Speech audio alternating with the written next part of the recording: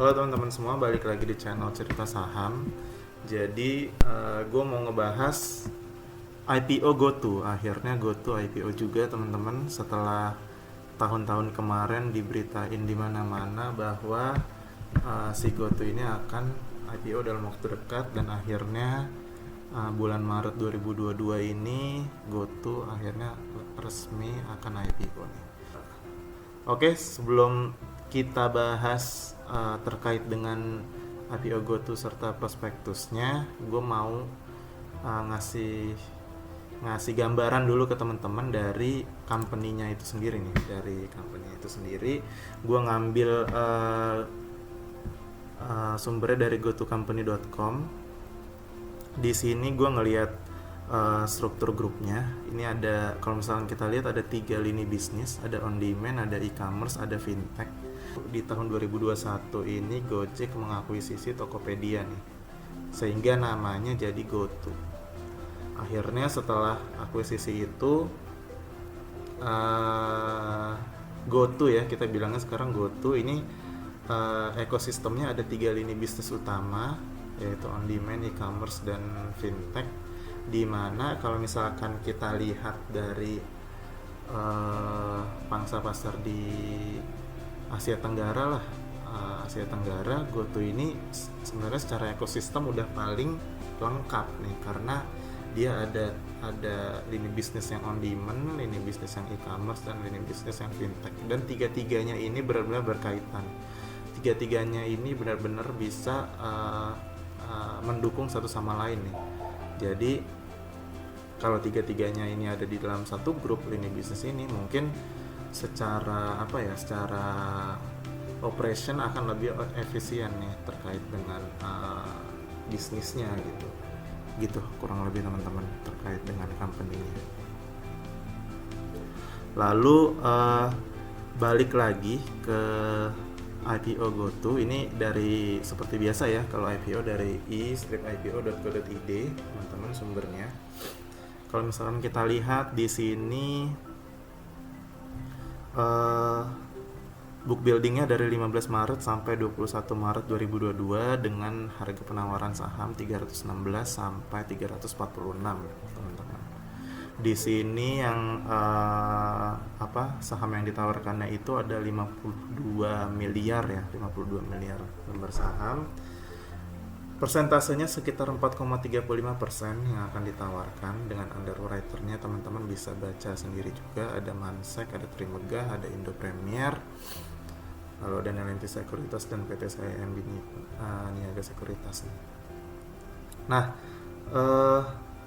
kita hitung-hitungan ya teman-teman. Jadi dari 52 saham yang ditawarkan ini, apabila nanti pada akhirnya harganya 346 ya, harga maksimalnya, maka dana yang bisa dihimpun sama si GoTo ini ada sekitar, tinggal dikaliin aja teman-teman, 52 miliar dikali 346 itu sekitar 17,9 triliun.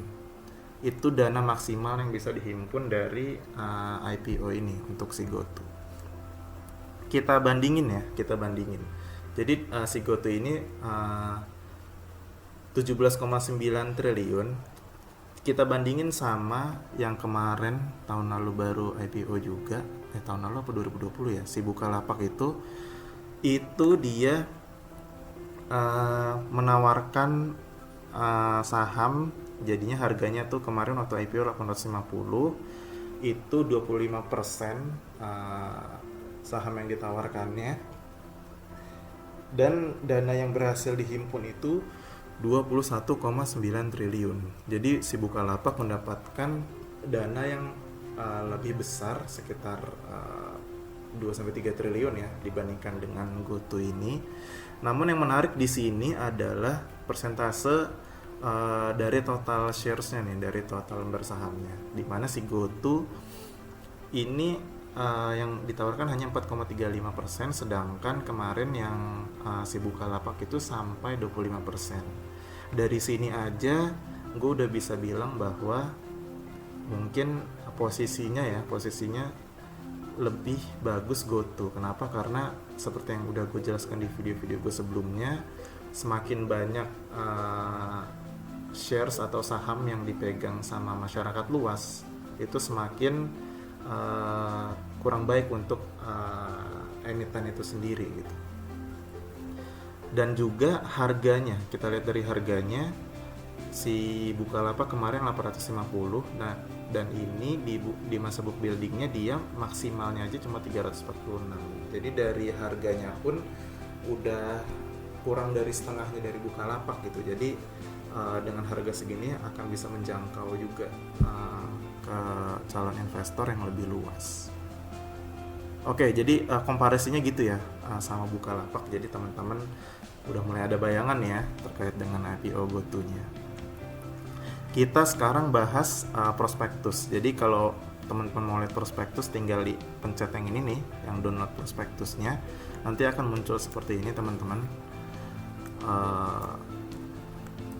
Nah, akan muncul seperti ini. Ada 967 halaman prospektusnya, tapi di video kali ini gue akan meng-highlight poin-poin yang gue anggap penting ya. Sekali lagi ini dari sisi subjektif gue, jadi untuk masukan aja atau insight ke teman-teman, poin-poin penting apa yang gue rasa perlu kita tahu nih saat membaca prospektusnya.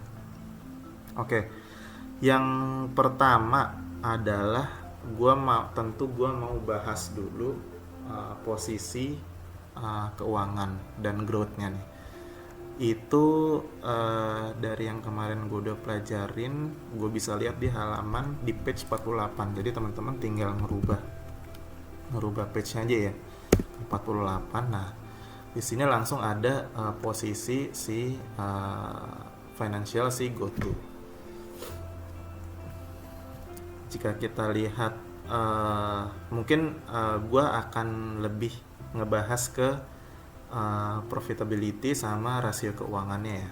Jadi dilihat dari rugi atau profitnya, tentu kalau misalkan kita ngelihat perusahaan yang akan IPO, paling gampang gitu ya, kita ngelihat ini perusahaan sebenarnya rugi apa untung nih, apa profit. Nah, dari sini, dari 3 tahun terakhir 2018, 2019, 2020, karena 2021-nya belum rilis ya per 31 Desember. Jadi kita lihat dari 2018, 2019 dan 2020, di sini posisinya masih rugi nih si GoTo ini. Di 2020 itu terakhir dia ruginya sampai ini dalam jutaan rupiah, berarti sekitar 16,7 triliun. Nah, untuk periode semester pertama 2021, ini posisinya si GoTo ini setelah akuisisi Tokped ya. Ini setelah apa enggak ya? Kita lihat dulu. Oke. Ini laporan posisi keuangan konsoliden perusahaan pada tanggal 31 Juli 2021 telah mencerminkan akuisisi Tokopedia. Berarti ini udah dikonsolidasikan dengan Tokped ya. Ini 2021 ruginya sekitar 8,1 triliun per Juli 2021. Artinya 3 tahun terakhir, 4 tahun terakhir perusahaannya masih rugi teman-teman. Seperti yang Bukalapak kemarin juga seperti itu, kalau misalkan kita bandingkan dengan startup juga. Jadi posisinya masih merugi. Kita lihat rasio keuangannya. Nah, ini gue paling senang melihat dari growth-nya nih, karena dari growth-nya kita bisa melihat trend line-nya, apakah perusahaan kedepannya akan untung atau masih akan rugi gitu ya. Jadi dari revenue-nya, dari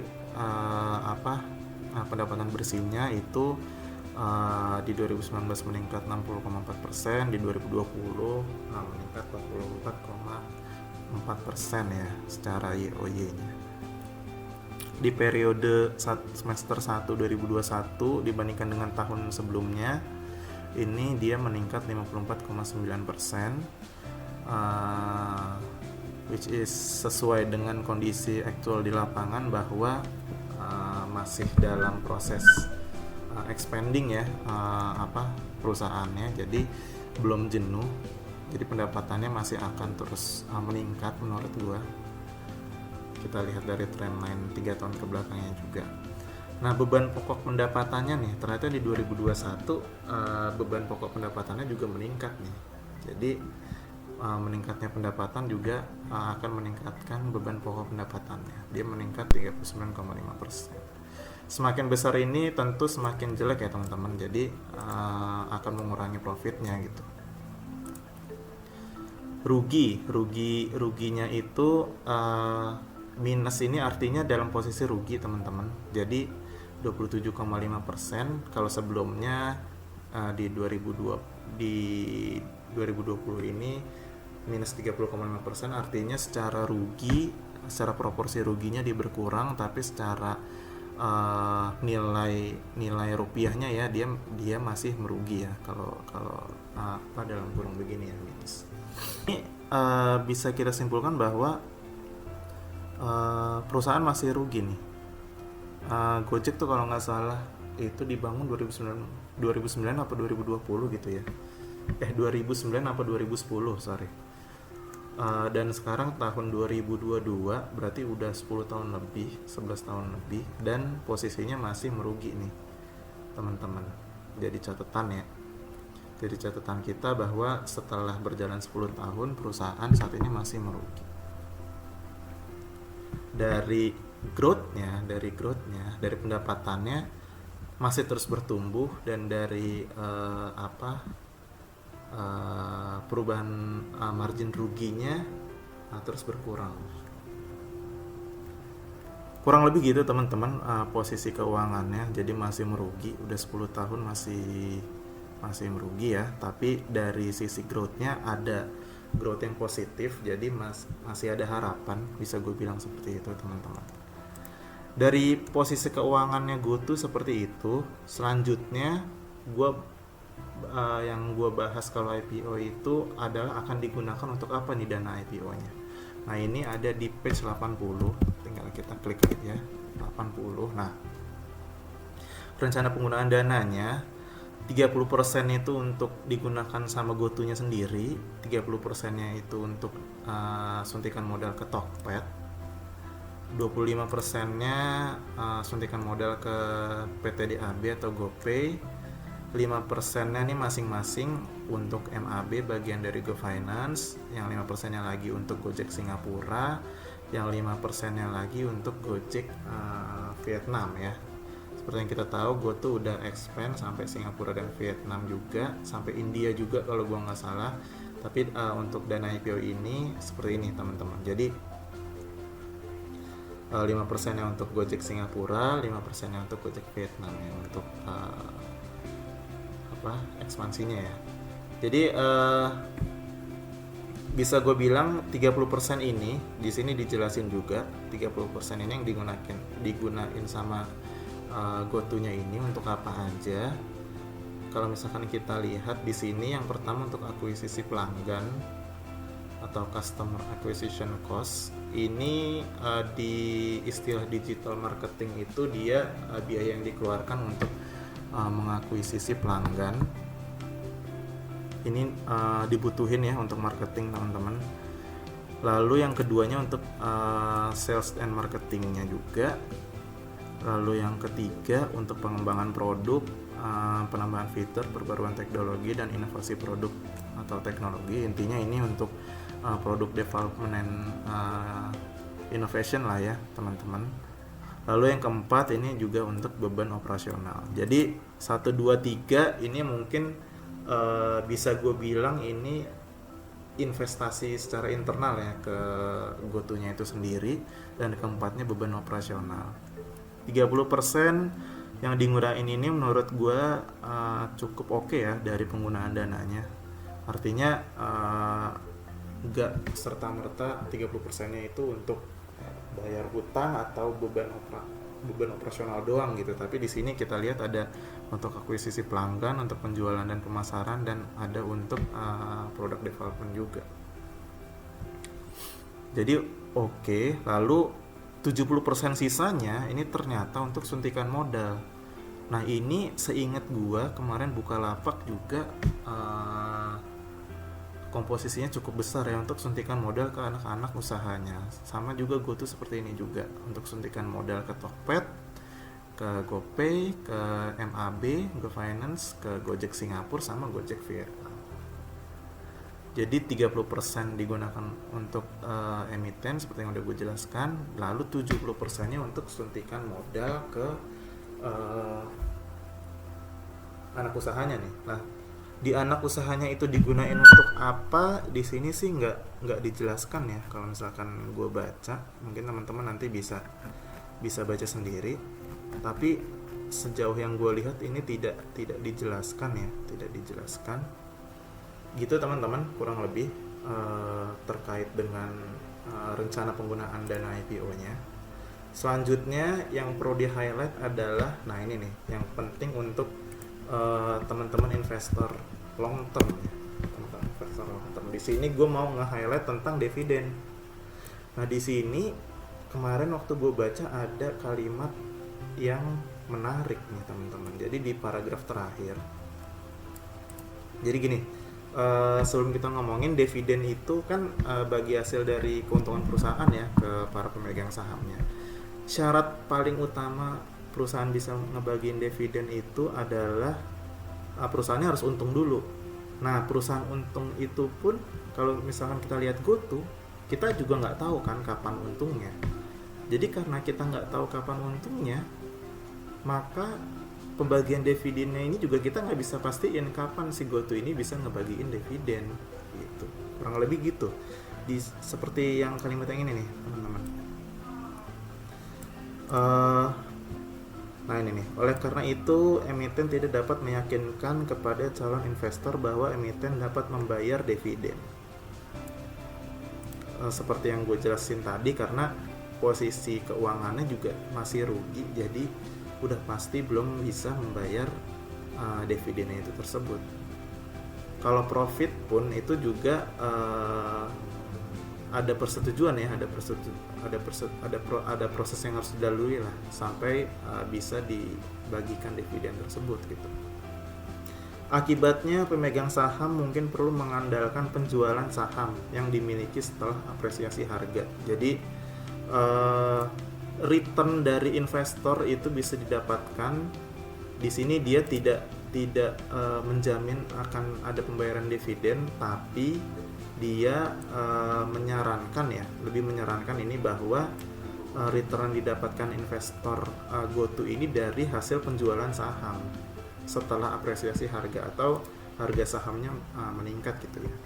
Tapi di sini ada disclaimer juga nih yang mungkin tidak akan pernah terjadi. Jadi di sini GoTo-nya juga main aman, tapi di lain sisi selain main aman juga menurut gua ini salah satu yang harus disampaikan kepada investor ya, bahwa kondisi di market itu tidak pasti. Jadi yang mungkin tidak akan pernah terjadi ini ya mungkin juga tidak akan pernah terjadi harga saham GoTo-nya meningkat gitu loh, karena yang di market ini kita tidak bisa menebak ya ke depannya akan naik atau turun. Dan ini sangat jujur ya teman-teman, sangat jujur, tapi di lain sisi sangat bagus untuk mencerdaskan calon-calon investor yang akan masuk ke GoTo nih. Dia diingetin dulu dari awal sama GoTo-nya bahwa kenaikan harga sahamnya pun mungkin tidak akan pernah terjadi gitu, tapi juga mungkin bisa terjadi juga gitu. Jadi di sini udah disclaimer dulu nih dari GoTo-nya. Jadi secara tidak langsung dia ngasih tauin bahwa pergerakan harga sahamnya itu mungkin aja nggak bisa naik juga, tapi mungkin juga nggak turun juga gitu. Intinya kalau gue baca yang ini nih, yang paragraf ini teman-teman, di sini page-nya 226 ya kalau teman-teman lihat prospektusnya. Yang gue baca adalah di sini company-nya nggak yakin akan bisa bayar dividen ke pemegang sahamnya karena posisinya juga masih rugi.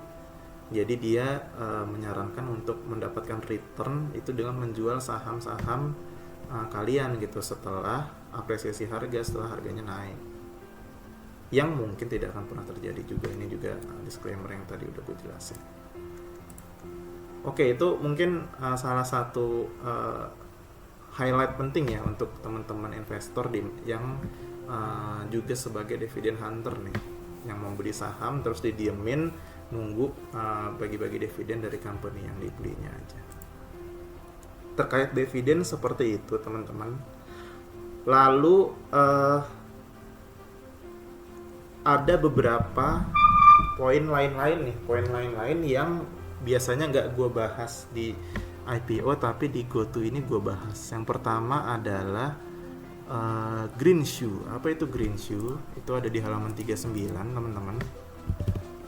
Nah ini mekanismenya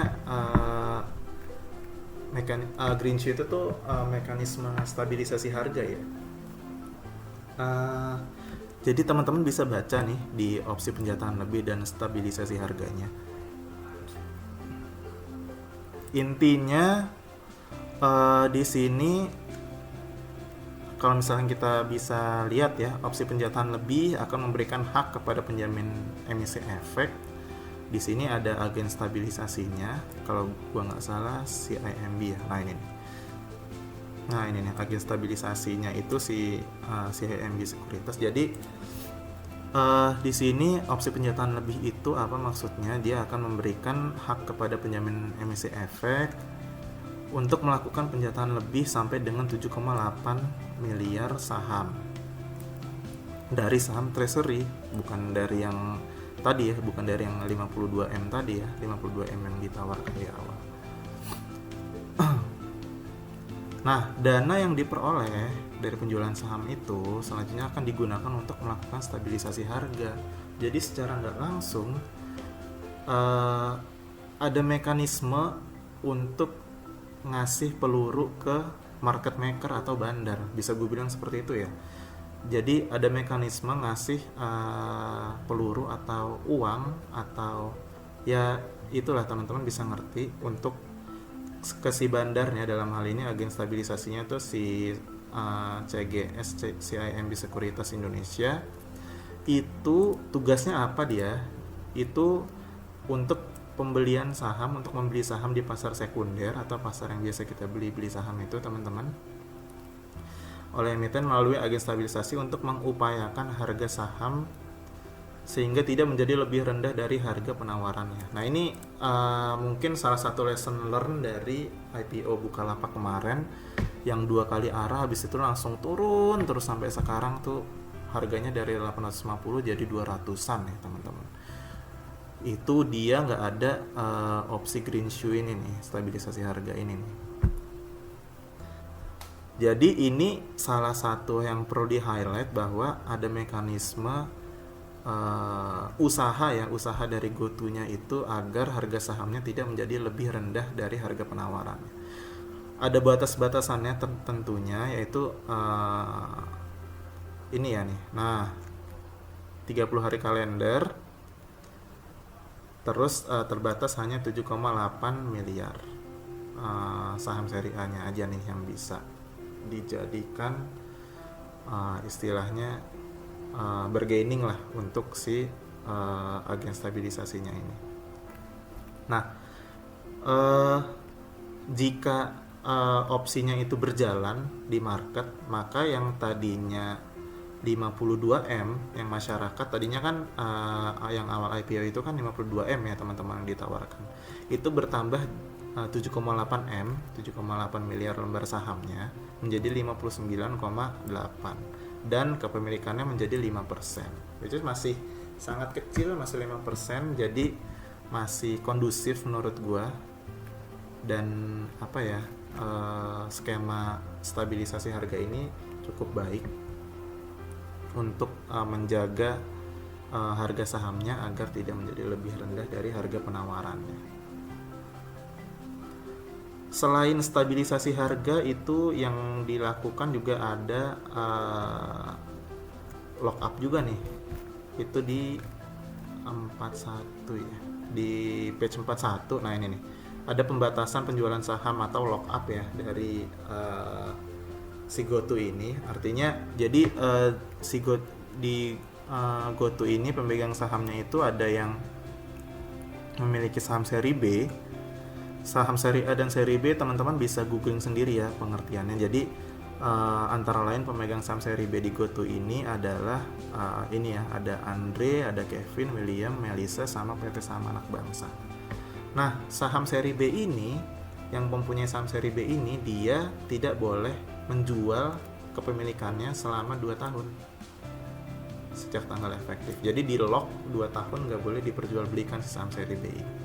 Sementara si pemegang saham seri A-nya, which is yang mereka ini juga memegang saham seri A juga, itu di lock sampai dengan 8 bulan. Jadi saham seri B di lock 2 tahun, saham seri A di lock 8 bulan, semenjak pencatatan tidak boleh diperjualbelikan. Nah, ini salah satu upaya juga dari GoTo untuk menjaga stabilitas harganya tentunya. Dan ini menurut gue penting banget. Kenapa? Karena mereka-mereka ini nih yang pemegang saham seri B ini merupakan penentu arah strategis dari GoTo, dimana kalau mereka menjual sahamnya artinya mereka tidak punya kepentingan membuat GoTo itu menjadi lebih besar, teman-teman. Nah, dengan di lock seperti ini mereka tentu mau membuat istilahnya nilai dari saham-saham yang mereka miliki menjadi lebih tinggi, artinya kinerja dari GoTo-nya tersebut juga harus lebih baik. Dan ini juga berhubungan dengan mereka karena mereka menduduki posisi strategis di perusahaan, yaitu direksi, BOD, dan komisarisnya, yaitu BOC-nya. Lockup ini salah satu upaya untuk stabilisasi harga. Jadi untuk stabilisasi harga tadi ada green shoe dan juga ada lockup ini, teman-teman ya. Jadi ini udah istilahnya dua upaya yang dilakukan GoTo untuk menjaga harga sahamnya tidak runtuh ya, seperti yang terjadi sama Bukalapak kemarin. Bisa gue bilang seperti itu, teman-teman. Nah, selain green shoe dan lockup, di sini di halaman 43 kalau nggak salah, page 43, teman-teman. Nah, ada informasi juga yang menarik bahwa di sini akan ada penawaran umum ke negara selain Indonesia nih, teman-teman. Nah, di sini disebutkan bahwa emiten berencana untuk melakukan penawaran internasional pada tahun 2023 ke mana aja, yaitu ke New York, Nasdaq, Hong Kong, Singapura, London. Artinya apa di sini? Istilahnya channel untuk mendapatkan pendanaan ya, channel untuk mendapatkan pendanaan si GoTo ini akan diperluas dengan penawaran saham di stock exchange negara lain, gitu, teman-teman. Artinya di masa yang akan datang udah dipikirin nih pendanaan untuk GoTo-nya itu sendiri, gitu teman-teman, untuk yang penawaran internasional. Jadi ternyata ada informasi ini di prospektus. Jadi di tahun 2023 ya, akhir tahun 2023 kalau tidak ada perubahan maka akan ditawarkan di negara lain juga nih saham-sahamnya. Seperti itu, teman-teman. Dan yang terakhir yang mau gua bahas adalah susunan direksi dan komisarisnya. Nah, ini ada di prospektus juga, tapi gue mau bahas di webnya ya, teman-teman ya. Kalau misalkan gue lihat dewan komisarisnya, kita bisa lihat ya di gotocompany.com, dewan komisarisnya dan juga dewan direksinya. Nah, di sini teman-teman bisa lihat track record dari dewan direksi dan dewan komisarisnya. Yang mau gue highlight apa dari semua ini? Yang mau gue highlight adalah komisaris utamanya nih dari GoTo, yaitu Garibaldi Thohir. Kenapa mau gue highlight, teman-teman? Karena si bapak ini itu bukan orang baru di bursa saham kita di IHSG. Dia ini pemegang saham yang paling terkenal ya. Dia itu pemegang saham Adaro. Dia kalau nggak salah itu sebagai presiden direkturnya Adaro juga. Dia juga pemegang saham MDKA juga. Sekarang kita lihat performance dari Adaro dan MDKA ya. Ini yang biru MDKA ya. Yang biru Adaro, sorry. Yang oranye MDKA, teman-teman. Nah, kalau misalkan kita lihat uh, sepak terjangnya si emiten yang berhubungan dengan komisaris utama tadi, Pak Garibaldi Thohir tadi, ini kinerjanya membaik nih. Beberapa tahun terakhir harga sahamnya meningkat, dan secara kinerja, secara profitability-nya Adaro dan MDKA juga meningkat juga, teman-teman.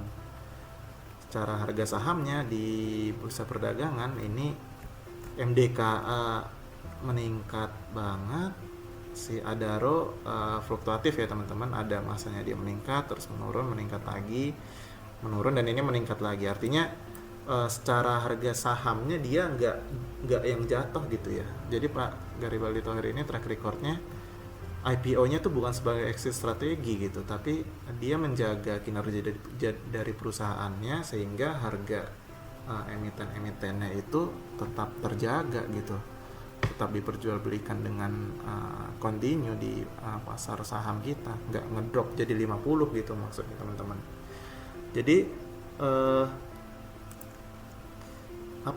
posisi Bapak ini, di mana dia bukan orang baru di dunia persahaman Indonesia, ini menjadi salah satu insight juga bahwa ada kemungkinan ada perbedaan nih antara IPO-nya GoTo dengan IPO-nya startup yang sebelum-sebelumnya gitu. Bisa gue bilang seperti itu lah. Tapi ini sekali lagi hanya melihat dari track record-nya aja ya teman-teman ya. Artinya yang kedepannya belum tentu akan terulang seperti itu lagi gitu. Tapi bisa gue sampaikan bahwa ada sosok beliau ini gitu. Oke, setelah gue bahas komisaris ini udah semua, mungkin teman-teman gue bahas isi prospektusnya, gue bahas insight-insightnya juga. Semoga teman-teman semua bisa lebih terbuka lah wawasannya terkait dengan GoTo ini.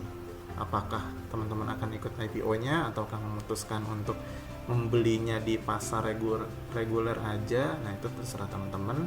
Sekali lagi, pembahasan ini subjektif, disclaimer on. Ini bukan ajakan untuk membeli ataupun tidak membeli, bukan ajakan untuk ngebagus-bagusin GoTo ataupun menjelek-jelekan GoTo, tapi yang tadi gue bahas semua itu berdasarkan data ya. Seperti itu teman-teman, kurang lebih untuk pembahasan GoTo kali ini. Thank you semua.